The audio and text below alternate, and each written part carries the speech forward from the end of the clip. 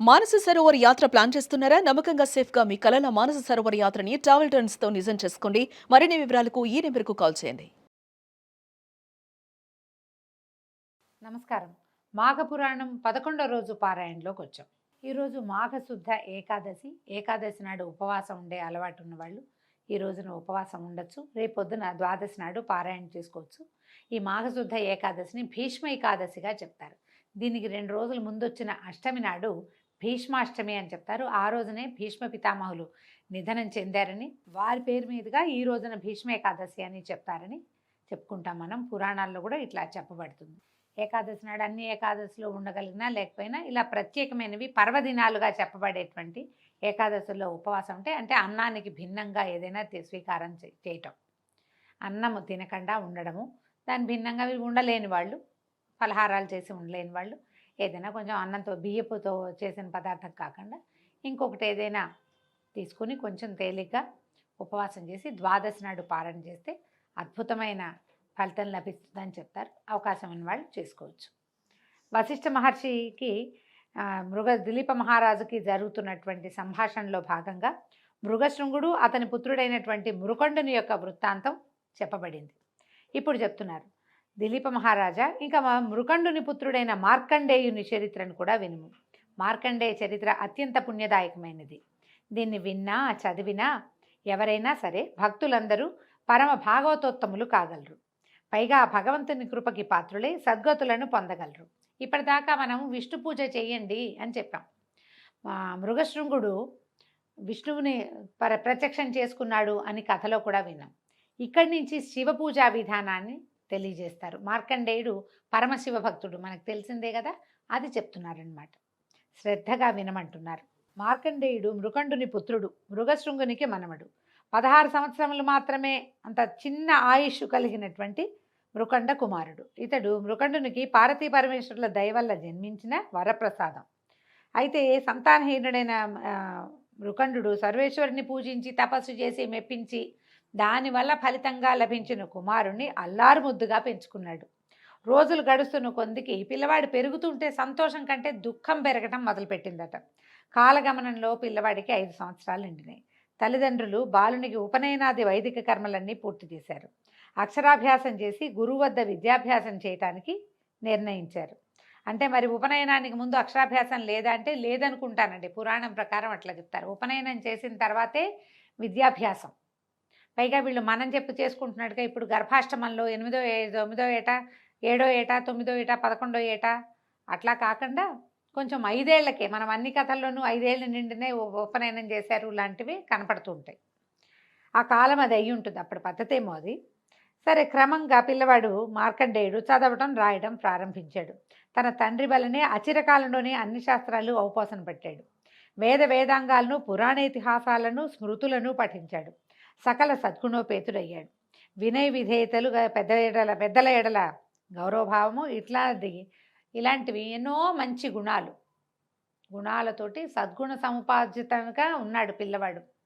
చదువు వల్ల కొంత సంస్కారం వస్తుంది, విద్యాబుద్ధులతోటి వస్తుంది అనుకోండి. అమ్మా నాన్నల వల్ల, తర్వాత మనం ఇంట్లో ఆచరించే విధానాల వల్ల అందరి పిల్లలు ఇలాగే ఉంటారు. ఎవరో విపరీతులుగా ఉంటారు కానీ.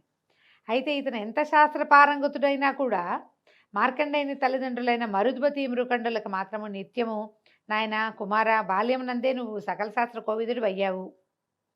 నీ తెలివితేటలు, బుద్ధి కుశలత అమోఘము. 10గురిలో మంచి పేరు తెచ్చుకున్నావు, సంతోషము. కానీ మార్కండేయ, నీవు నీ గురువుల పట్లను పెద్దవాళ్ల పట్లను మరింత జాగరూకతతోటి మరింత భక్తిభావంతో మెలుగు నాయన. పెద్దలు, ముని పుంగవులు, పరమ భాగవతోత్తములు, యోగి పుంగవుల ఆశీస్సులే నీకు శుభమంగళకరాలు అవుతాయి. కాబట్టి నువ్వు అట్లా చేసి వారిని మెప్పించి శుభాశీస్సుల్ని పొందునైనా, తద్వారా నీ ఆయుర్దాయం వృద్ధి పొందగలదు అని హితోపదేశం చేసేవాళ్ళు. పెద్దవాళ్ళతో మర్యాదగా మెలుగు, వాళ్ళు ఏదో చిరంజీవ సమస్త సన్మంగళాన్ని భవంతు అలాంటి ఆశీర్వాదాలు ఇస్తారు. దానివల్ల నీ పుణ్యబలం పెరిగి ఆయుష్ వృద్ధి అవుతుందని పిల్లవాడికి బాగా ఇంకా వినయంగా ఉండు, ఇంకా బుద్ధిగా ఉండని, బుద్ధిమంతుడైన పిల్లాడికి ఇంకా చెప్తూ ఉండేవాళ్ళు. అయితే మార్కండేయుడికి 15 సంవత్సరాలు వచ్చేది. రోజు రోజుకి తల్లిదండ్రులకి ఆందోళన పెరిగిపోతుందట. కారణం, పరమశివుడు ప్రసాదించిన వరప్రసాదమైన మార్కండేయుడికి ఇంకొక సంవత్సరమే గడువు ఉంది. ఆఖరి జన్మదినోత్సవం ఇదే, ఇంకా చేయలేమనుకున్నారు. ఘనంగా చేయాలని భావించి 15వ పుట్టినరోజుకి ఎంతమందినో పెద్దవాళ్ళని, ఋషులని, మునులని, తపస్సులని, పరమనిష్టా గరిష్ఠుల్ని అందరినీ పిలిచారు. అయితే వీళ్ళందరూ వచ్చారు. వస్తే అందరికీ సన్మానాలు చేశారు, సత్కరించారు. అతిథి సత్కారాలు ఎంతో ఘనంగా చేశారు. పిల్లవాడి మార్కండేయుడు కూడా అందరికీ వినయ విధేయతలతోటి నమస్కారం చేశాడు. ఎంతో వినయంగా ప్రతి వాళ్ళకి పాదాలంటి దండం పెట్టాడు. అలాగే వశిష్ఠ మహర్షి కూడా మార్కండేయుడు నమస్కారం చేశాడట. ఈ కథ ఎవరు చెప్తున్నారండి మనకి? వశిష్ఠ మహర్షి చెప్తున్నారు కదా, చెప్తున్నారు. నాకు కూడా దండం పెట్టాడు. పెడితే ఈయన ఏం చేశారట, వద్దునైనా నమస్కారం చేయబోక అని వారించారు.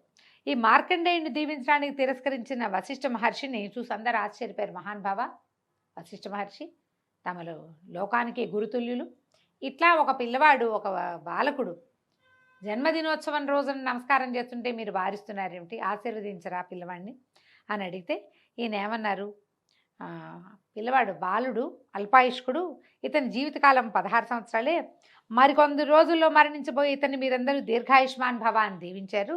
అది ఎట్లా కుదురుతుంది? సాక్షాత్తు పరమేశ్వరుడే ఇతనికి అల్పాయుర్దాయాన్ని ఇచ్చాడు, 16 ఏళ్ళు అని చెప్పాడు ఖచ్చితంగా. ఇంకా మనం ఎంత? ఈ పరమేశ్వరుడు ఇచ్చిన వరం ప్రకారం అంటే ఆయన ఆజ్ఞ ప్రకారం ఇంకొక ఏడాది జీవిస్తాడు. నేను ఒకవేళ దీవించినా కూడా దీవెన వ్యర్థమవుతుందని వద్దన్నానన్నాడు. అనేసరికల్లా అయ్యో మా మహర్షులందరూ చాలా బాధపడ్డారు. చిరంజీవి వై వర్ధిల్లు, దీర్ఘాయు వై వర్ధిల్లు, ఆయుష్మాన్ భవ, దీర్ఘాయుష్మాన్ భవ, శతాయుషు దీర్ఘాయుష్ అని ఇన్ని ఆయుష్లు దీవిస్తే మన దీవెలనన్నీ వృధా అవుతున్నాయి కదా అని బాధపడ్డారు. అప్పుడు అందరూ అడిగారట, మహానుభావ వశిష్ఠ మహర్షి, దీనికి వేరే తరుణోపాయం లేదా? మహర్షుల వాక్కులు వృధా అయిపోవాల్సిందేనా అని అడిగేసరికల్లా మనకున్నది ఒకటే మార్గం, ఈ మార్కండేయుని తీసుకుని బ్రహ్మదేవుడి దగ్గరికి తీసుకెళ్తామని కుర్రవాణ్ణి తీసుకుని బ్రహ్మదేవుడి దగ్గరికి సత్యలోకానికి వెళ్ళారట.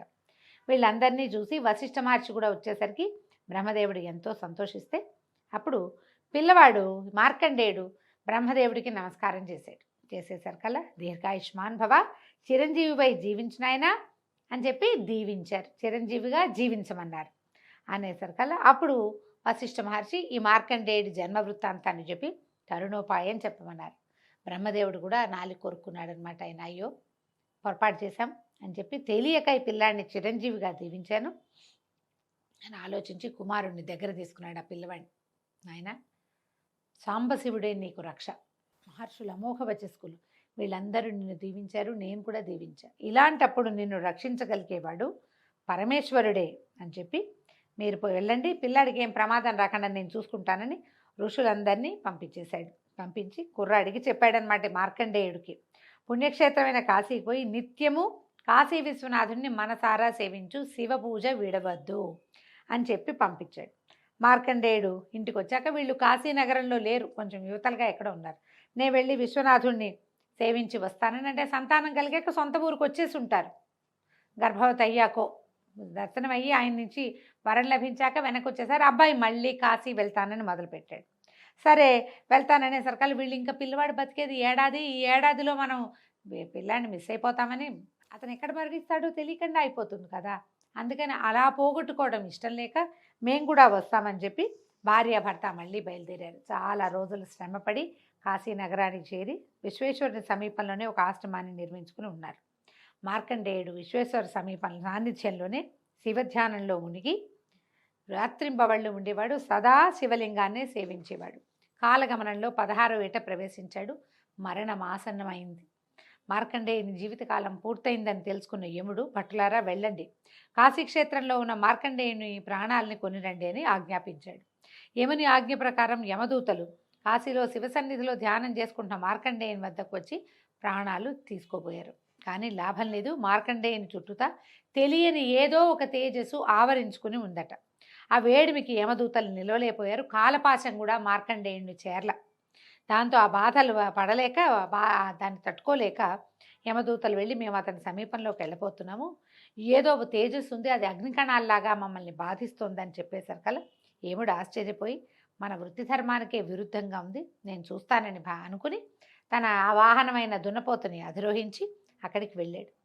వెళ్ళేసరికల్లా శివధ్యానంలో ఉన్నటువంటి ఈ మార్కండేయుడి మీదకి కాలపాశాన్ని విసిరాడు.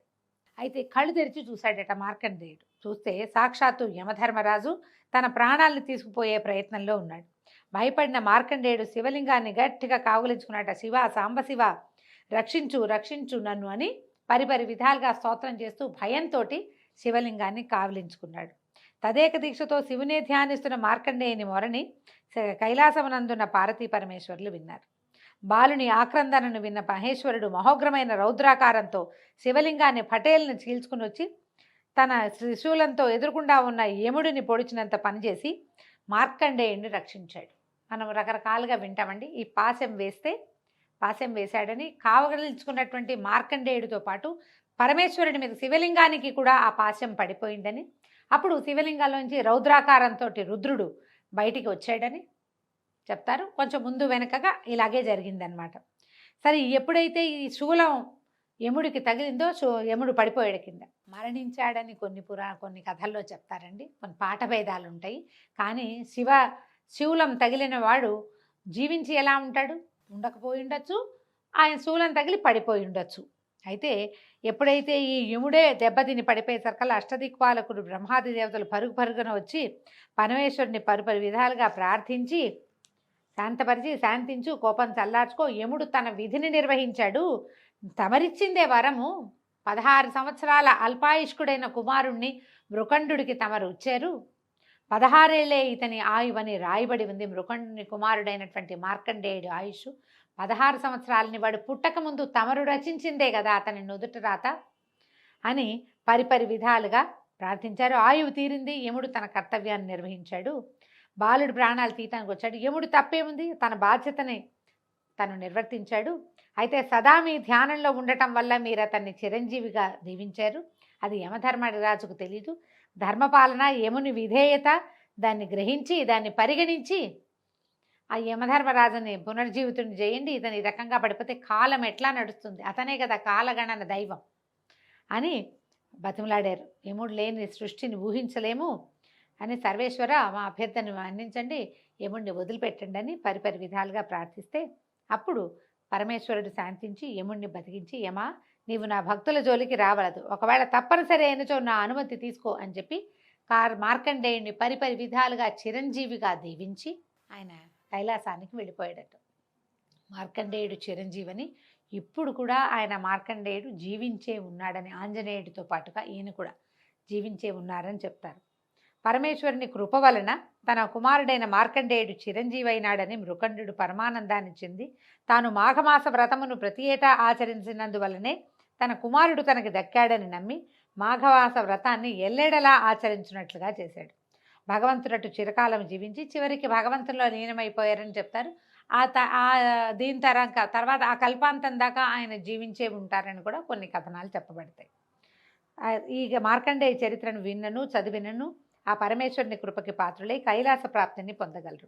మార్కండేయుని భక్తి శ్రద్ధలు, ధ్యానము, శివారాధన, పూజలు ఇత్యాదులన్నీ సర్వులు అలవర్చుకొని మా సర్వేశ్వరుని కృపకి పాత్రులై తరించండి. మహిమాన్వితమైన ఈ మార్కండేయ చరిత్రను పురస్కరించుకొని మా త్రయంబక మంత్రం చెప్తున్నారని, మహామృత్యుంజయ మంత్రాన్ని 108 సార్లు పఠించి ఆయురారోగ్య ఐశ్వర్యాలని పొందండి. ఈ రోజున ఎప్పుడైతే మనం మార్కండేయ చరిత్ర చదువుతామో అప్పుడు మనకందరికీ మృత్యుంజయ మంత్రం తెలుసు. ఇది వరకు పెద్దవాళ్ళు ఎవరో చేయాలని అనుకునేవాళ్ళు, ఇప్పుడు టీవీలలో కొంతమంది ఫోన్లలో కూడా కనిపిస్తుంది. త్రయంబకం యజామహే సుగంధిం పుష్టివర్ధనం ఊర్వారుకమివ బంధనాత్ మృత్యోర్ముక్షీయమామృతాత్. ఈ మంత్రాన్ని మనం 108 సార్లు చదువుకుంటే మంచిదట. మార్కండేయుడు పఠించిన మంత్రంగా ఇది చెప్పబడుతుంది. ఈ రోజుతోటి 11వ రోజు పారాయణ పూర్తయిందండి. రేపు ఉదయం 12వ రోజు పారాయణతోటి మళ్ళీ కలుసుకుందాం. నమస్కారం.